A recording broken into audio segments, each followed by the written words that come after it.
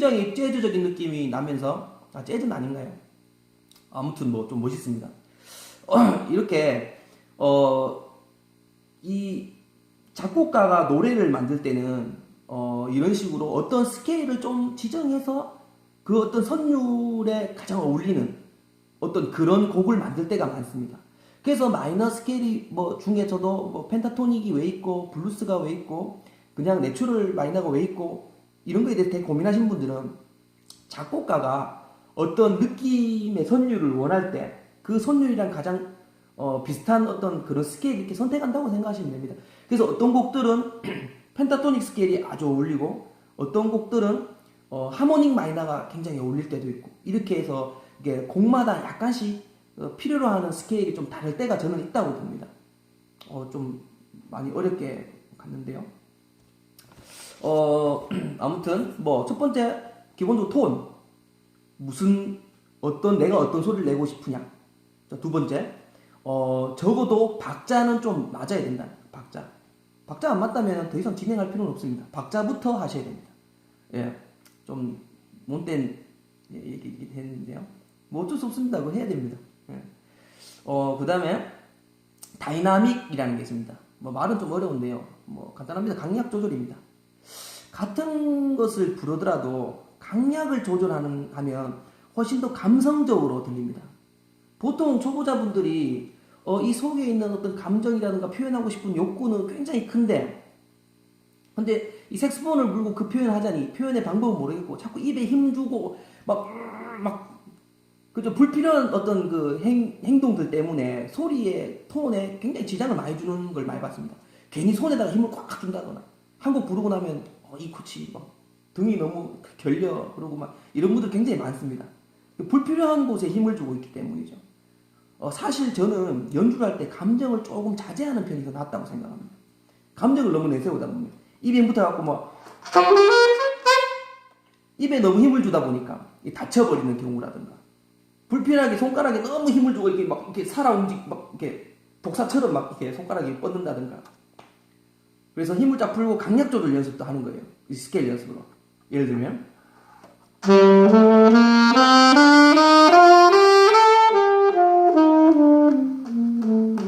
자, 그럼 노래에서 어떤 효과를 내는지 한번 볼까요?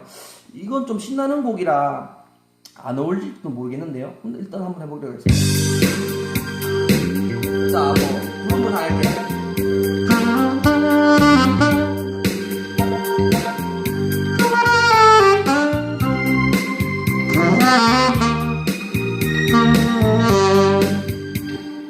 별로 이해가 되지 않는 것 같은데 다른 곡으로 한번 해보겠습니다.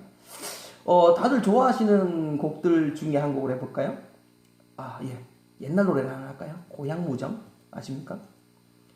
저희 학원의 회원분들이 이 노래를 가르쳐 달라는 분들이 굉장히 많으시더라고요. 저는 맨 처음에 이 노래가 뭔지 몰랐습니다만 부르다 보니 이 가사가 너무 가슴이 너무 미어지더라고요. 자, 여기서 한번 강약 조절에 효과를 한번 제대로 한번 봐볼까요? 저는 쉽게 샵 한 개로 합니다. 자, 한번 가볼게요. 1차적으로 그냥 한번 불어볼까요? 그냥 박자 1, 2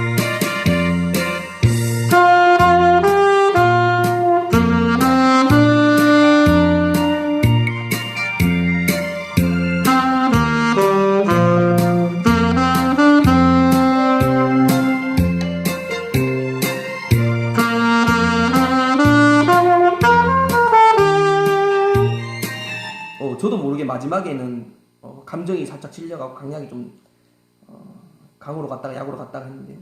자, 이제 강약을 넣어서 한번 불러볼까요?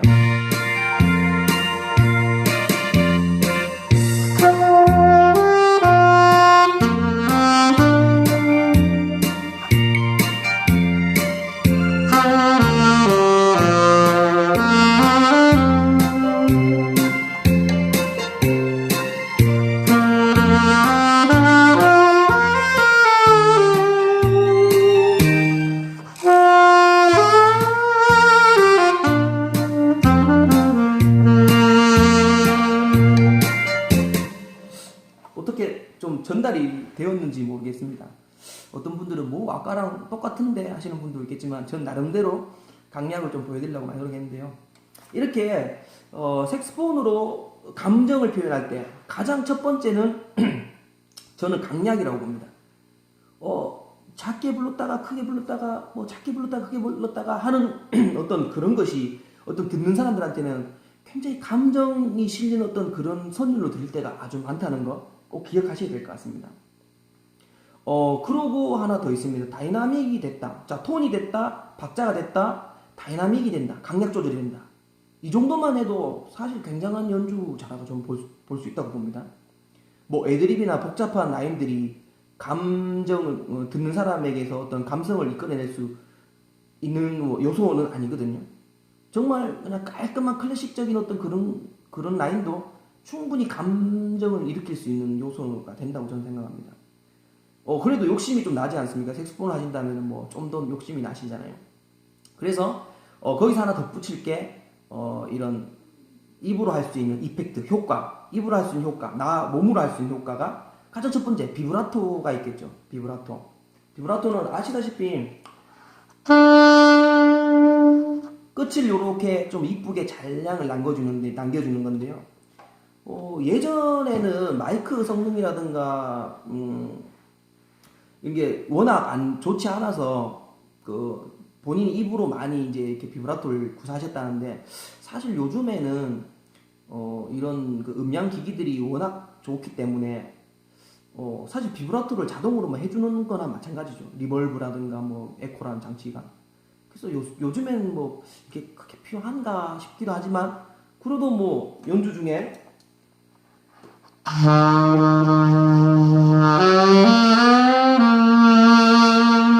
좀 구수한 맛을 내려면 이렇게 뭐 비브라토도 저는 필요는 하다고 생각합니다. 그 다음에 비브라토 임팩트 효과가 뭐 밴딩이나 뭐 밴딩, 뭐 스쿱, 뭐 드랍이라고 하는데요. 뭐 이런 효과들. 그 다음에 뭐 우리가 서브톤이라고 하는 음정을 좀 떨어뜨려서 좀 풍성한 소리가 나는 어떤 이런 서브톤. 제가 이게 쉽게 할 수 있는 방법을 제가 알고 있습니다. 이거 나중에 꼭 제가 한번 색스폰 랜드에 한번 제가 올리도록 하겠습니다. 아무튼 지금은 그 시간은 아니니까요. 그리고 하나 더 있죠. 칼톤이라고 해서 목을 닫는 좀 거친 그라울 톤을 내는 이런 것도 있는데요.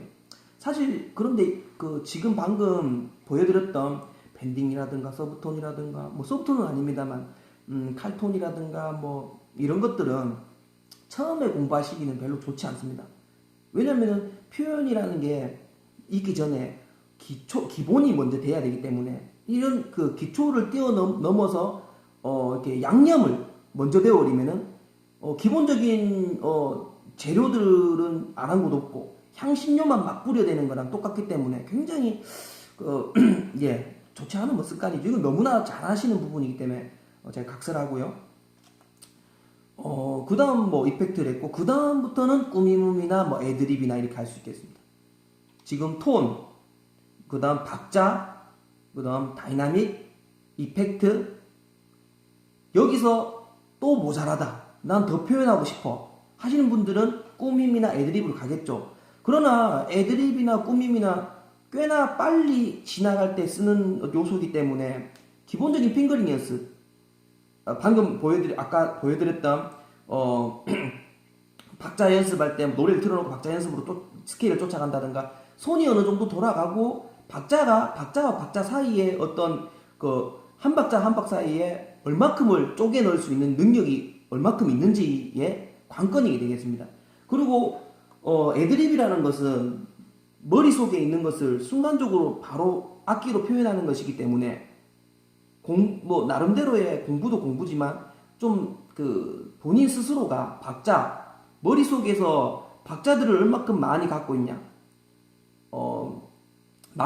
우리가 말로 하면은 얼마나 많은 단어들을 알고 있냐. 음악에 있어서 단어는 이런 박자들입니다. 이렇게 8분음표, 뭐 8분음표 응용도 있겠고 16분음표, 뭐 4분음표, 이 모든 것들이 재료가 되는 것이에요.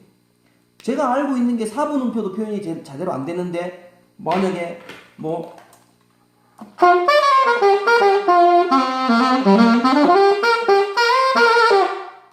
머릿속에서는 만약에 다따다다다다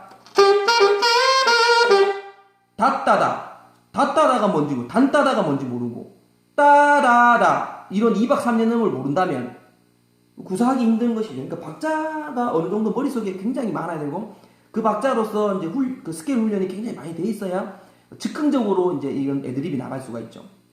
그래서 사실 방금 뭐 보여드렸던 것처럼 이렇게 막 바로바로 구사한다는 것은 어떻게 보면은 굉장히 시간이 오래 걸리고 힘든 작업일 수 있습니다. 여러분들 혹시라도 전공자가 아니고 그냥 취미로 하시는 분들이라면 사실상 굉장히 이건 좀 먼 길이라고 볼 수 있어요. 그래서 가장 좋은 방법은 본인이 즉흥적으로 노래가 나올 때마다 막 이렇게 애드립이 쏟아진다기보다 그건 욕심이라고 볼 수 있겠고 어쩔 수 없습니다. 그건 욕심입니다. 시간이 너무 많이 이제 걸리는 걸 갖다가 뭐 금방금방 하려니 답답하기만 하고 잘 안 될 거예요. 그래서 가장 좋은 점은 좀 곡을 놔두고 거기서 집중적으로 연습해서 아예 만들어 놓는 것이 가장 낫습니다. 내가 만들 능력이 안 된다면 만들어져 있는 것을 먼저 습득해서 그게 내 걸로 만들고 그 유사한 모방으로서 이제 표현하는 게 어떻게 보면 더 빠른 길이라고 볼 수도 있습니다. 그래서 제가 준비한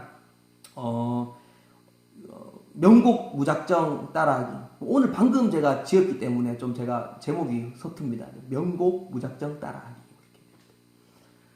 명곡 무작정 따라하기. 여기서는 즉흥적으로 막 이렇게 애드립이 막 쏟아지는 어떤 그런 강의는 아닙니다. 그렇게 해드리는 강의는 아니에요. 어떤 거냐면요. 제가 그림을 잘 그리고 싶으면은 그림을 많이 봐야 되고 그림의 기법들을 많이 모방해야 된다고 생각합니다.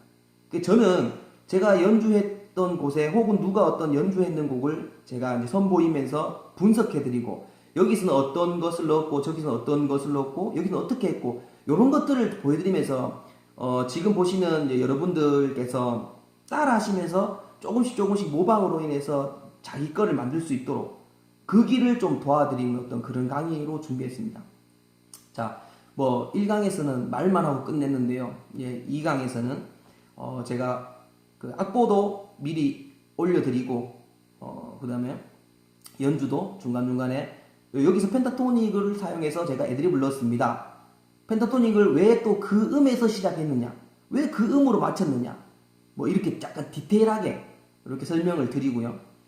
뭐 아무튼 앞으로 계속 제가 이렇게 그 색소폰 랜드에서 이렇게 좋은 기회를 제가 얻어서 강의 드리는 만큼 저는 최대한 준비를 좀 많이 해서요.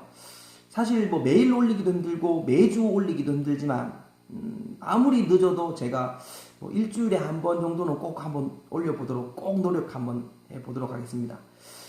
끝으로